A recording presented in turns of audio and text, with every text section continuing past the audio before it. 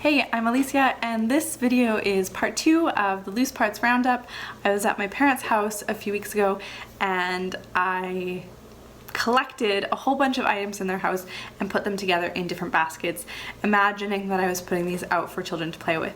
Some of the items that I found were great for infants, some for toddlers, and some would even be great for preschoolers or older children. So once I collected everything, I found a couple big baskets and put them out in the baskets. I arranged them in a few different ways. Some of the objects you might see are in a couple of the different presentations. This is really just to show you that you can use everyday objects in so many different ways, and they don't have to be confined to one specific way for play.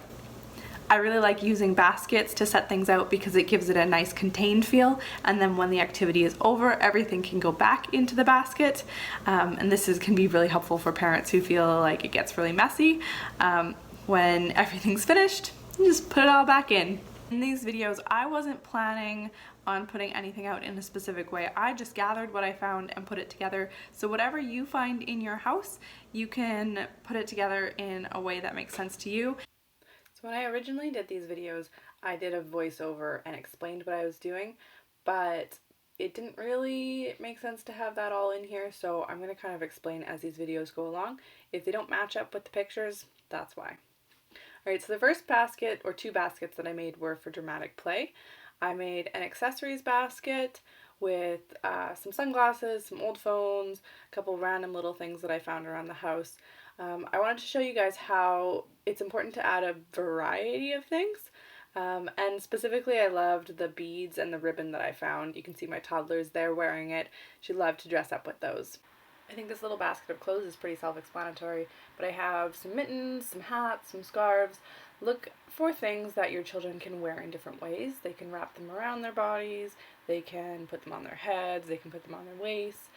Things that are out of season are awesome because then they'll be extra novel and new, and they're great for fine motor. Alright, here we have the art and scissor skills basket.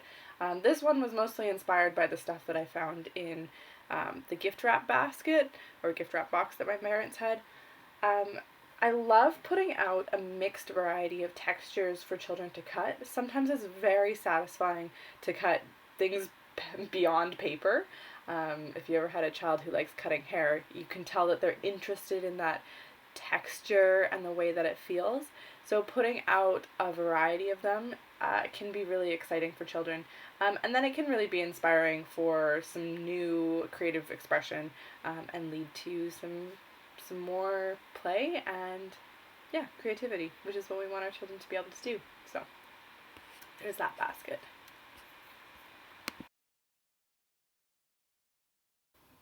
Here I have a second dramatic play basket. It's similar to the first one, but I've changed it up a little bit.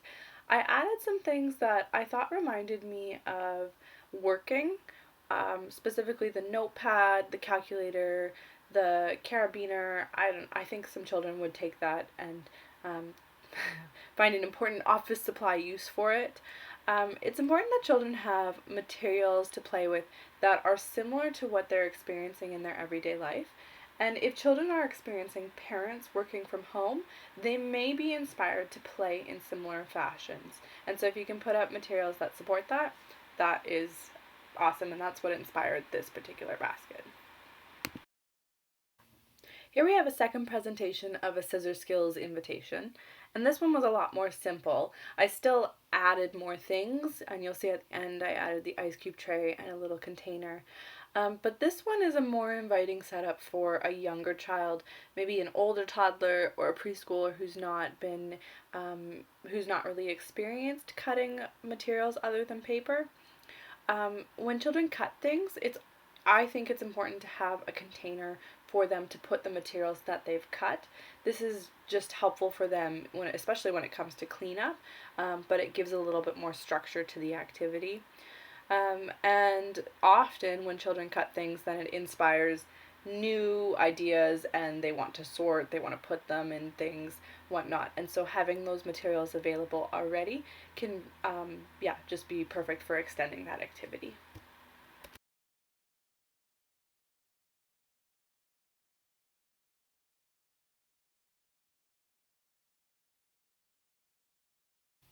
I think the next box is pretty self-explanatory. I put a bunch of red stuff together in a box, and it's, yeah, really simple. I'd put something like this out for an infant to play with. Also, toddlers and preschoolers enjoy playing with color. I wanted to talk about the box in itself first. A box with a latch like this can actually, in and of itself, be a play invitation and a challenge for an older toddler or a preschooler. When we put things out for children, I think it's important that we give them full autonomy and full control as much as possible. And so if we're putting out a box like this, I would set it out and just leave it. I wouldn't show a child how to use it, how to open it. I would put it out there and allow them to experience the challenge.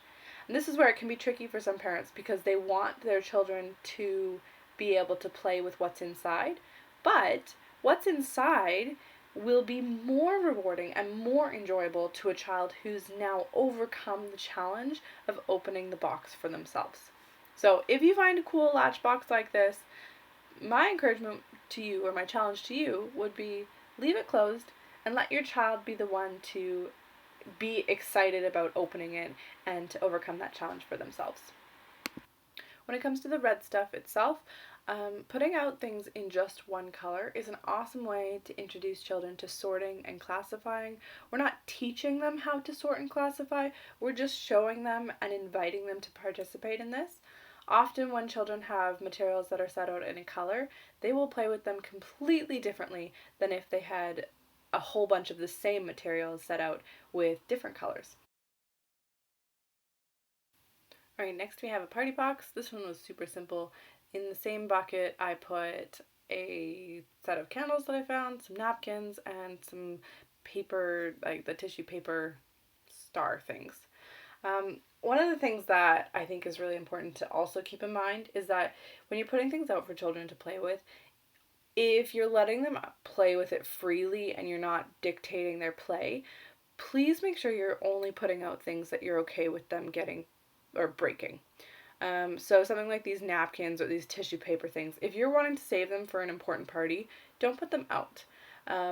Children need to be able to understand what it's like to break something in order for them to connect that things can be broken.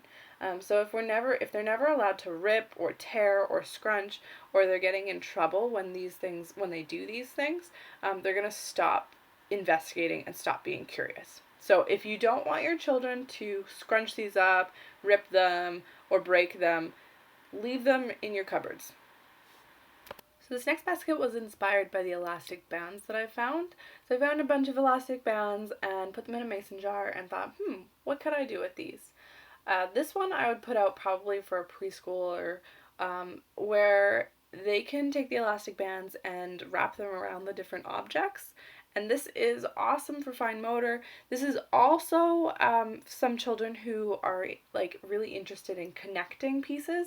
They might find this really satisfying. They might like to see the way the elastic bands go around something. And so this is just really simple. It doesn't have to be fancy. Get some elastic bands, put them out, and see how the children engage with them. Last but not least, this one was actually my favorite basket. This one was just mixed textures.